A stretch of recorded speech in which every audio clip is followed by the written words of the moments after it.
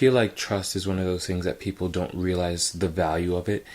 They kind of take it for granted. They feel like it's something that, like, okay, I can break this and then put it back together and it's not a big deal. Another issue I have with people who don't understand the importance of trust to some people is that they don't understand that trust issues are real. It's not that I want to be complicated or I want to be difficult or I want to not trust you. It's just I don't know how to, because when I did trust you, you threw that away like it didn't mean anything to you. Fidelity is one of those things that people don't realize how much trust is tied into that. Trust is crucial in any relationship. It is like literally the one thing that if you don't have it, your relationship won't last. There's no trust. Then you don't have respect. You don't have kindness. You don't have friendship. You don't have honesty. You lose a lot of the valuable things that are tied into trust that make a relationship strong, that make it last, valuable, important, worth keeping, worth having. And a lot of times people mistake someone having trust issues for insecurity. And that, I think, can just be straight up offensive.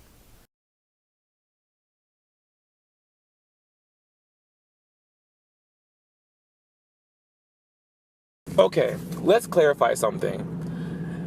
If you don't trust someone or their motives, that doesn't mean you're insecure. It means that if they have f***ed up, you no longer take their word at face value. It means that on some level, they have given you cause to pause. They've given you a reason to question the things that they say or do.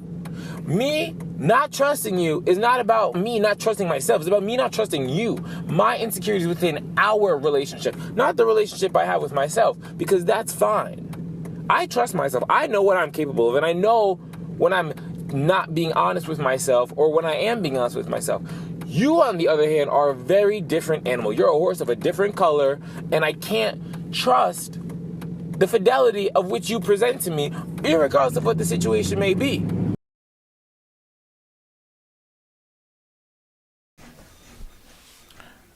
I feel like a lot of times people who may be in a relationship with someone who has trust issues feel like the person wants to be right, that they want to be proven right and say, I did catch you in this, or I did find out you were lying about that. And it's not that. It's that they want to erase all doubt. They want to strip away any fear, any doubt, any reservations they might have about you so that they can stop having trust issues, and so they can just trust you and just live their life. No one wants to sit around and have trust issues and doubt someone and feel like, oh, I don't know who I'm with, or I don't know if I can really rely on this person for this or for that.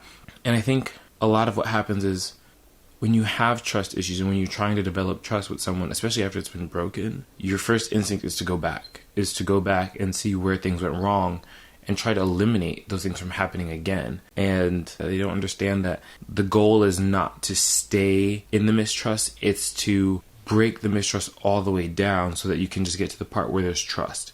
And you can focus on that and just make that the center of what your relationship is about. And it takes patience. It takes a lot of hard work. And it's tough for someone with mistrust. It's hard. You don't want to stay up nights, day in, day out, questioning yourself, questioning every decision you've made, questioning the other person or other people that you had trust in, and whether or not they're up to something, or that they're trying to use you or hurt you, or, you just don't want to be taken for a ride that you're not down for. I understand how hard it can be to feel like trusting your instincts is always the right thing, because what happens is people make you feel like you can't trust yourself, and that can literally drive you insane. And I think what's the most important thing is that you recognize that there's a reason you have those instincts, and there's a reason that you feel the way that you do. And if you can't trust yourself, you can't trust anyone. And you have to be able to trust yourself. You have to be able to know that your instincts are going to lead you in the right direction, and that sometimes you are just right, whether or not you want to be. Sometimes your gut is telling you exactly what it needs to tell you. And I understand that a lot of times people will make you feel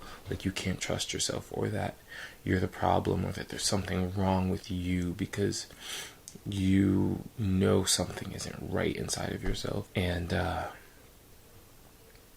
you have to know that it's okay to have questions, and it's okay to have doubts, and it's okay to want to know that you're in a secure place or relationship or environment, and that you are genuinely just trying to make sure that the people you're around, or the person you're with, or the things that you're doing are safe for you, whether it's your emotional, physical, mental health, whatever it is.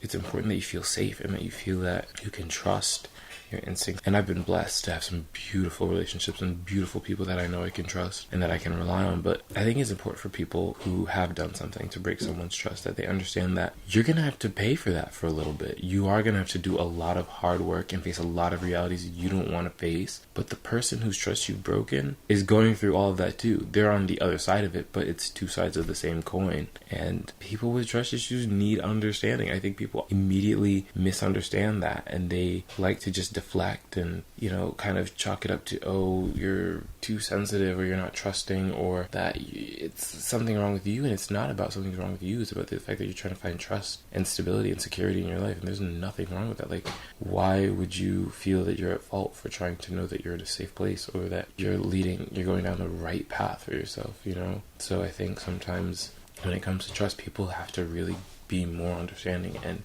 really find it themselves to ask the tough questions, because the people with trust issues are asking those questions, and sometimes you have to ask those questions of yourself. If you want trust, you have to give someone a reason to trust you, and you have to be willing to prove that you are worthy of that trust. And it's about proving. It's not just saying, oh, you have to trust me, you have to trust me. They don't have to trust you, especially after you've already broken their trust. And I just think that it's important that we find relationships where we feel safe, and that people are doing the right thing in terms of showing you that you can trust them. And be patient with yourself. Be patient with yourself for needing those answers and for wanting to find that trust in someone. It's okay. It's natural. And your instincts are what are going to keep you alive and safe. That's what's going to allow you to be happy and live the life that you want to live. You have to be able to trust your instincts and the people around you, and mostly yourself. And don't let someone tell you that it's insecurity, or that it's you. It's not about being insecure with yourself. It's obviously not that. If you weren't secure with yourself, that's a whole nother issue. And that can result in trust issues as well. But when someone is the one who breaks the trust, then they have to recognize that your insecurity is with them and your relationship with them, and not with yourself. And there's a difference, and that's deflection. Don't allow someone to project that onto you and make you feel like your feelings aren't valid.